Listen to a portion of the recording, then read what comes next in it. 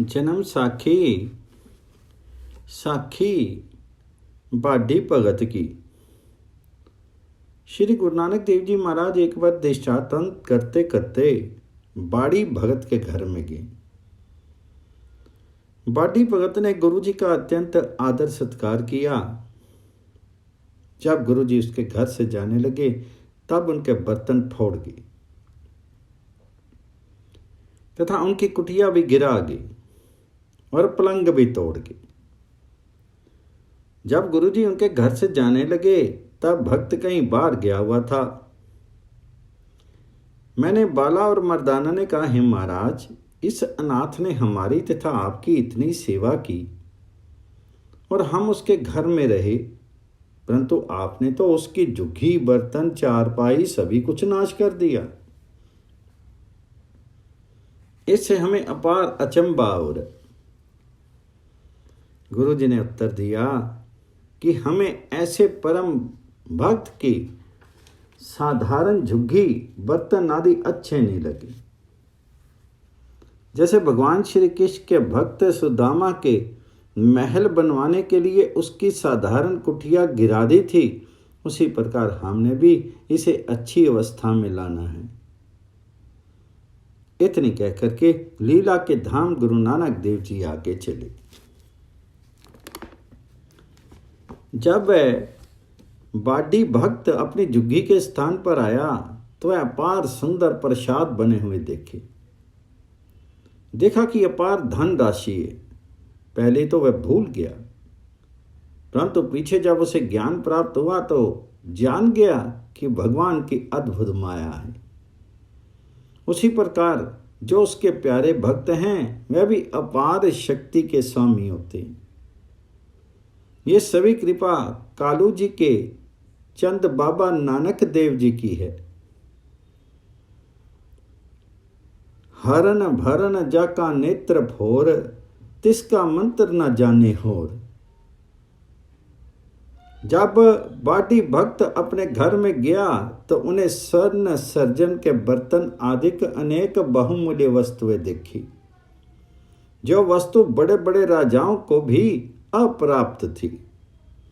सभी ऐश्वर्य देख करके श्री गुरु जी की उसी प्रकार स्तुति करने लगे जिस प्रकार सुदामा भक्त अपनी अपार विभूति देख करके भगवान कृष्ण के गुण अनुवाद गायन करने लगे।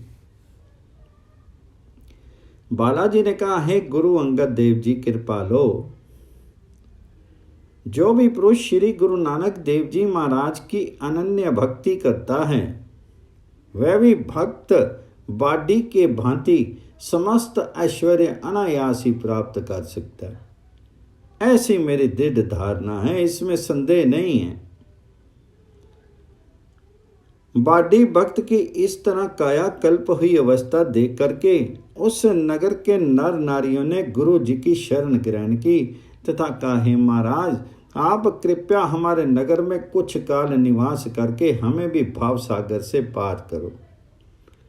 उनकी प्रेम श्रद्धा देख करके कुछ दिन गुरु जी उनके नगर में रहे तथा उपदेश दिया कि आप धर्मशाला बनवाएं, बांट कर खाएं तथा काम के क्रोध आदि जो वासनाएं हैं उनको त्याग दें तथा साधु संत की सेवा करो। और अनेक प्रकार के उपदेश दिए और उनका अपना सिख बना करके उनका कल्याण किया।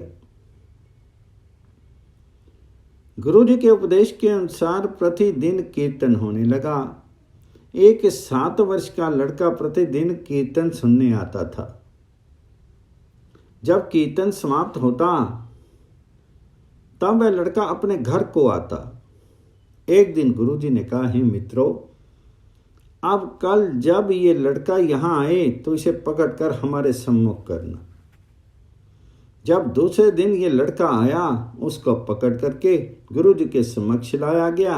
गुरु जी ने कहा, हे बालक, अभी तो तुम्हारी खेलने तथा खान पान की आयु है, तुम प्रातःकाल नींद को त्याग करके यहाँ किस लिए आता है?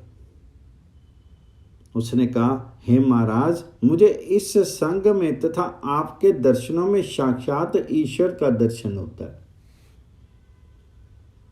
मुझे खेल कूद में तथा निद्रा से कहीं ज्यादा आनंद की प्राप्ति होती है। एक दिन मेरी माता ने मुझे कहा, हे पुत्र, तुम अग्नि प्रज्वलित करो और मैं आटा आदि तैयार करती हूँ। हे महाराज, मैंने चूल्हे में लकड़ी जलाई। पहले तो छोटी लकड़ी जली और पीछे बड़ी जलने लगी। हे गुरुदेव, तब तेरे मन में यह विचार उत्पन्न हुआ कि शायद मैं इन लकड़ियों की भांति छोटी उम्र में ही काल के मुख में चला जाऊं तथा मुझे बुजुर्ग होने का समय ही नहीं मिले, इसलिए मैं अल्प आयु में ही सत्संग में लगना अच्छा जानता हूं। वो छोटे से बालक की बात सुनकर के सभी सुनने वाले हैरान हो गए तथा गुरु जी महाराज ने एक अत्यंत पवित्र शब्द उच्चारण किया। श्री राग महला पहला। घड़ी मूरत का पाहुना, काज सवार नहार, माया काज व्याप्या, समझे नहीं गवार। उठ चलिया पछताया, परया बस जंदार, अंधे तो बैठा कंगी माई। जे होवी पूरब लिखिया ता गुरु का शब्द कमाई। हरी नाई नाई डडरी, पक्की बड़न हार, ले ले दात पौंतियां, लाबे कर त्यार। जा होया हुकम किरुसान दाता, लूनी मिलिया खेतार। पहला पैर तंदे गया, दूजे पर सोया, तीजे झाखा छिखाया, चौथे भोर पिया। कद ही चितना आया, जिन जियो पिंड दिया, साव संगत को वारिया, जियो किया कुर्बान। जिसते सोची मन पई, लिखिया पुरुष सुजान। नानक डिठा सदा नाल, हरि अंतर जामी जान। जब लड़के ने शब्द सुने तो श्री गुरु जी ने पवित्र चरणों पर नमस्कार किया।